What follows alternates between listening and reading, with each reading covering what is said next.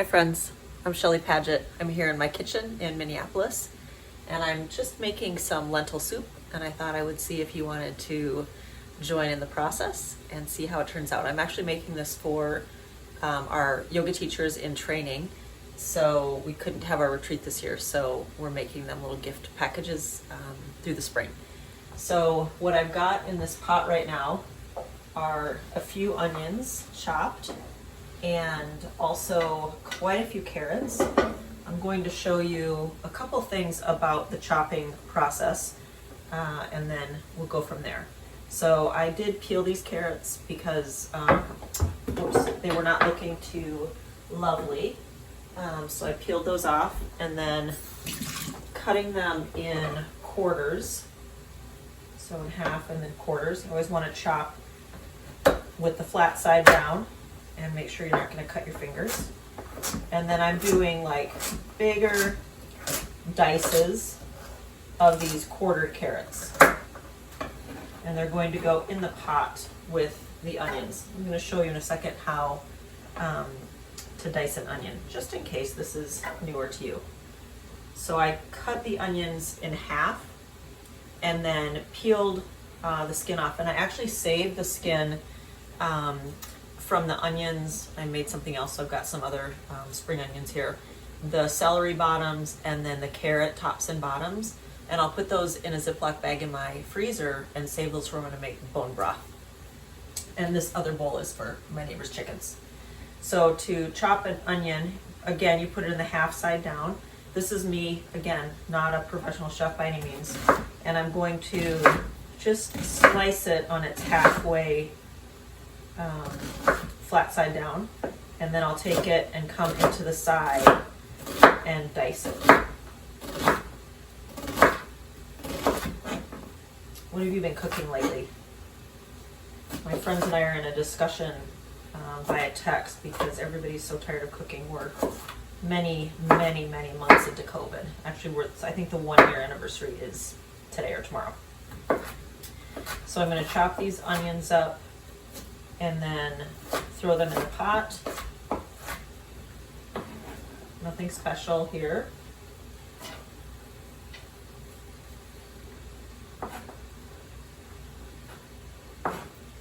Try not to get the garlic. Got garlic right down here. So throwing those in. And then I have celery here. So I'm actually going to chop all the celery. A traditional kind of this lentil soup recipe, which I'll post with this, is about serving 5 to 6 people. So I want this to serve about 15. So I have these stalks of celery, and you can just I washed and cut the ends off, and then I'm chopping these in about the same dice, maybe a little smaller than the carrots, because I don't want them to be chunky in the soup. So we put all of the celery in, and I actually really like the taste of celery. Some people think celery is, I don't know, like a nothing vegetable because it's a lot of water, but that lot of water is really moisturizing for your body and for your skin. And also it's got quite a bit of natural sodium in it, so that helps to give the soup flavor, a little bit of a saltier flavor. So we put roughly 4 or so stalks of celery in a recipe for 1, so I've got about 8 here. I'll chop the rest of them in a moment and throw them in. And then with garlic, if you want to cut off the end of the garlic and then smash it with your knife, it flattens out the garlic. And then for a soup like this, again, you can just rough chop all of the garlic and throw it into the pot, because it's going to cook down and it'll just get nice and soft in there. Trying to go fast here so we can not have too long of a video. Springtime in Minnesota, or at least somebody called this fake spring. We'll call it prelude to spring. So it's been nice and warm outside. thankful for a mild winter during COVID. Okay, so normally 2 or so cloves of garlic. I've got about 6 in here. Hopefully it won't be too garlicky. And then what I've got is some kale. So while that's cooking, you can work on your kale.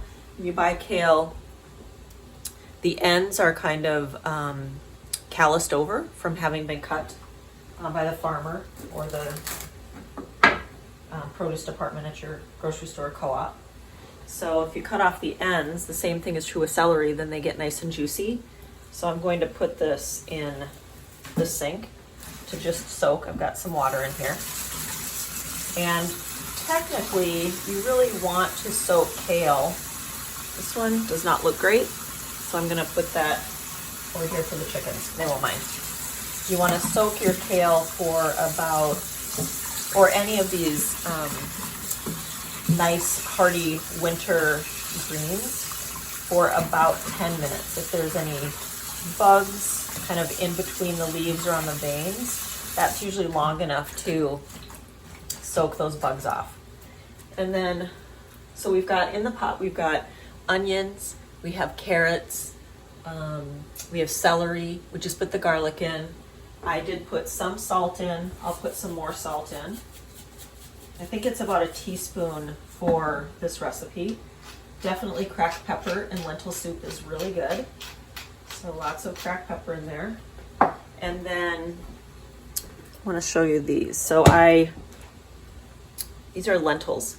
So I soaked these lentils overnight last night. Then I drained them off this morning, and I didn't have time to fully sprout them, but this soaking is really helpful to be able to digest this grains and beans and legumes. Sometimes they're really hard to digest. That first water, the first cooking of these, you're going to get a sugar that comes out of them, and that sugar is called raffinose. Raffinose is what gives us gas and what makes it hard to digest.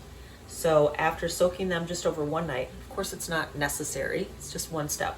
Soaked them last night, drained them this morning and rinsed them, and then I've had them in this big bowl with a cloth over them, almost as if they're in the ground, which is where sprouting, might happen, or in the dark.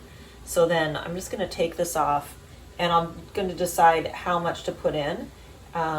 These are only slightly more soft than they would be if I was just putting them in without any soaking. So I'll toss some of these in the pan. I want to see how much this makes, what it looks like in the pan. But the recipe is like 2 or 3 cups of lentils per batch. I think this is going to be great with all of these in here. As you can tell, I've made this before, and I like this kind of cooking because it's easy. So just throwing that in. Grab a wooden spoon. Give this a nice stir. The moisture in the pot right now is just from olive oil and just olive oil, and then the moisture from the vegetables that are cooking. And like I was saying before, all of these vegetables are adding moisture to our bodies, which are really dry. So in the cold months, in the dry months, it's really great for the body to eat and get lots of wet and soup. So I'm going to cut a few more of these up just so that we don't miss the window for the celery to be cooking at the same rate as these other vegetables. So just bear with me for a moment. If I had some music on, I could dance a little bit, but I like dancing in the kitchen. Cut up just a couple more.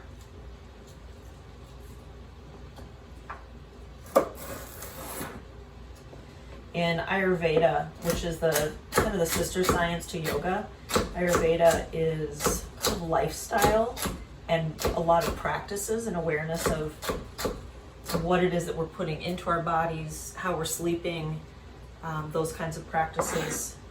And in becoming more aware of Ayurveda, one of the ideas behind it is that we touch our food, that when we are cooking, there's a relationship that we have with the actual food itself. And so maybe like the transference of energy in the cooking process and in the preparation is really kind of good for the soul, you might say. I'll also say that color and seeing these vibrant colors is also great. Maybe you've heard of color therapy, but color therapy, green to me is life. And so as often as I can eat green, the better. Okay, so I'll throw these in.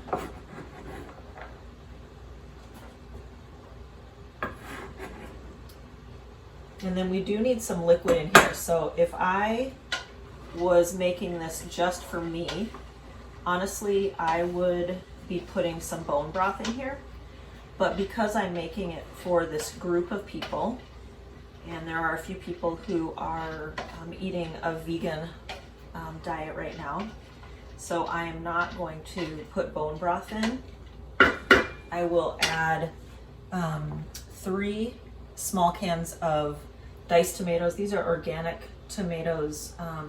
These have basil and I just saw garlic, so those are gonna be, we're gonna have a little more garlic in the pan. And I want those to cook down so that the tomatoes are just nice and soft. So I'll add those, and then I will add enough water to cover, the whole batch of these. And then I'm just gonna show you 2 more things. And then I'll let it cook and I'll come back. So I'll turn the heat up. Remember that lentils and beans soak up a lot of the moisture. So we want to for sure cover by at least an inch above the top of the ingredients that are in the pan. So I'll cover that up. Okay.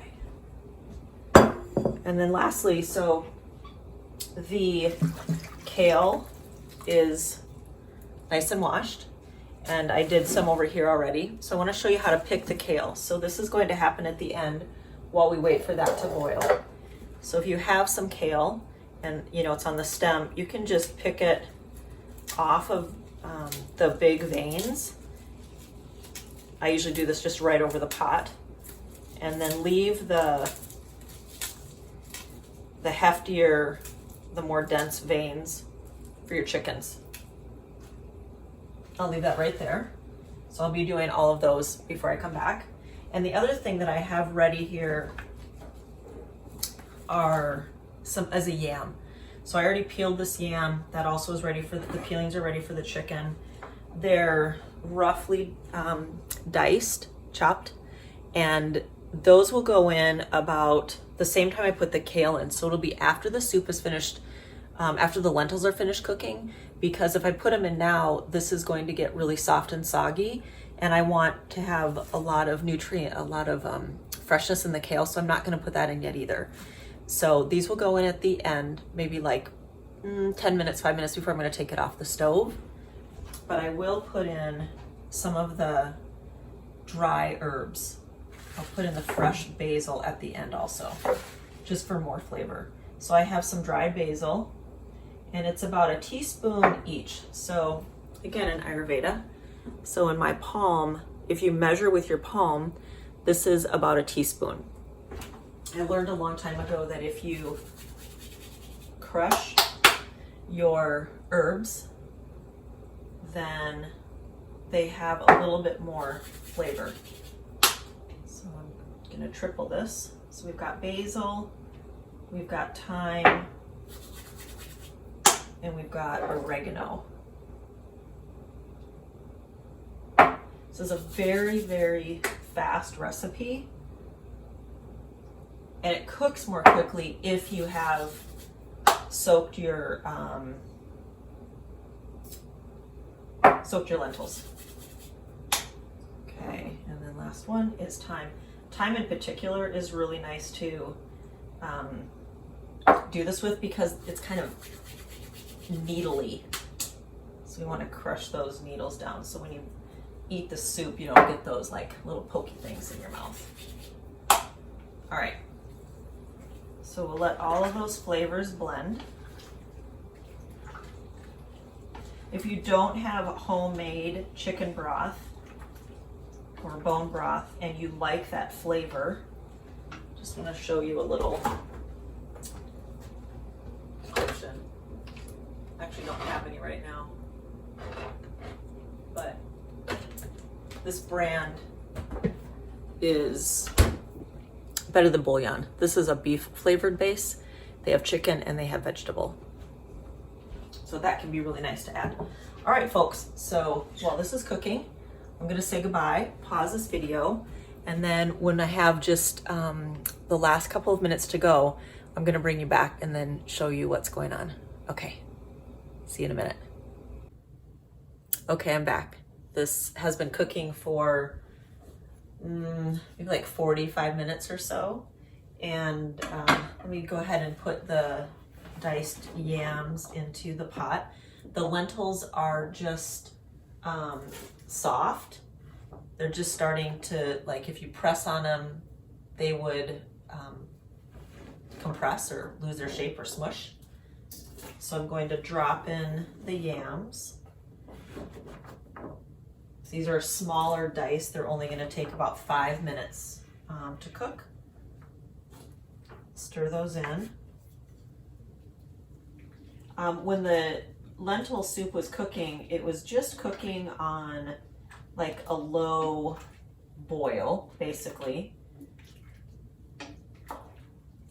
And I'll show it to you in just a moment. So we'll put that in, turn the heat up, let it come to a boil with the yams in there.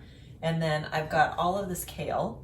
So this was 2 bunches of kale and it's right here ready to go. I've already picked it off of the stems. I'm gonna drop that in as well. This are roughly little, bite-sized pieces. This will cook down to almost nothing.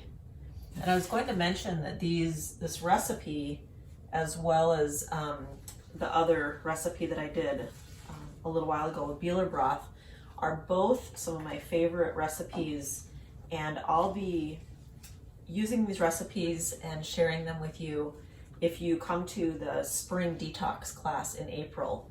I was remembering that as I'm cooking Beeler's broth also over here, and I have some more kale ready for some massage kale salad.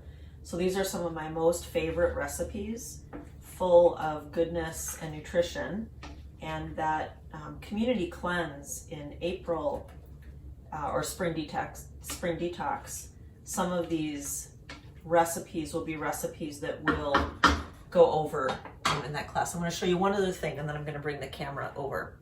So here I have some basil leaves and I'm stacking them, the largest leaf on the bottom.